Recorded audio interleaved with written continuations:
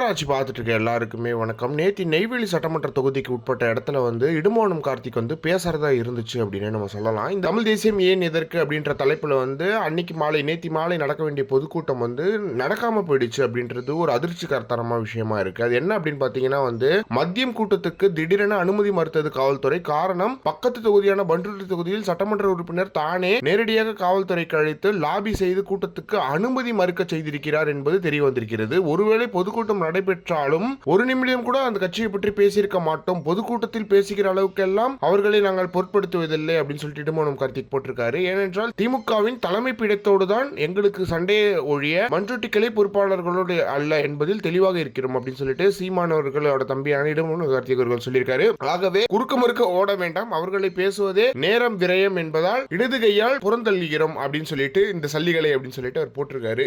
என்ன உங்களுக்கு பிரச்சனை? இப்போ ஒரு கூட்டம் நடக்குது, அந்த கூட்டத்தில் அவர் திமுக பத்தி பேசுறாரு, அதிமுக பத்தி பேசுறாரு, அவர் பேசுறாரு. அது மட்டும் இல்லாம அந்த கூட்டம் பேரு பாக்குறீங்களா, படிப்பீங்கல்ல, தமிழ் தேசியம் ஏன் எதற்கு அப்படின்றது அந்த கூட்டத்தோட முக்கியமான விஷயமா இருக்கு. அதுல அது கிளியரா போட்டிருக்கு, அந்த போஸ்டர்லயே போட்டிருக்கு, ஏன் தமிழ் தேசியம் எதற்கு தமிழ் தேசியம் அப்படின்றது கொள்கை விளக்கு பொதுக்கூட்டம் அப்படின்னு. அவங்க கொள்கை விளக்கு பொதுக்கூட்டத்தில் உங்களை பத்தி ஏன்டா பேச போறாங்க, ஏன்டா குறுக்க மறுக்க ஓடுறீங்க இடுமோனம் கார்த்திக் சொன்ன மாதிரி அப்படின்றது இருக்கு. உங்களால லெஃப்ட் ஹேண்ட்ல தான் டீல் பண்ணுவோம் அப்படின்றத இடுமோனம் கார்த்திக் சொல்லியிருக்காரு அப்படின்றதுலயுமே எந்த ஒரு மாற்றமே கிடையாது. சும்மா ஏதாவது பேசணும், நாம் தமிழர் கட்சி கூட்டத்தை தடுக்கணும், இதெல்லாம் ஒரு பழப்பா அப்படின்றது இருக்கு. அதுவும் இந்த காவல்துறை அவங்க சொல்றதை கேட்டு ஏன் பண்றாங்க அப்படின்றதும் தெரியல. இவங்களுக்கு பர்மிஷன் கொடுக்கணும்னா கொடுக்கணும், என்னமோ ஸ்டாலினுக்கு கீழே வர டைரக்டா இருக்கு அப்படின்ற மாதிரிலாம் சொல்றாங்க. இதை பத்தி நீங்க என்ன நினைக்கிறீங்க அப்படின்றத மறக்காம கமெண்ட் பாக்ஸ்ல சொல்லுங்க.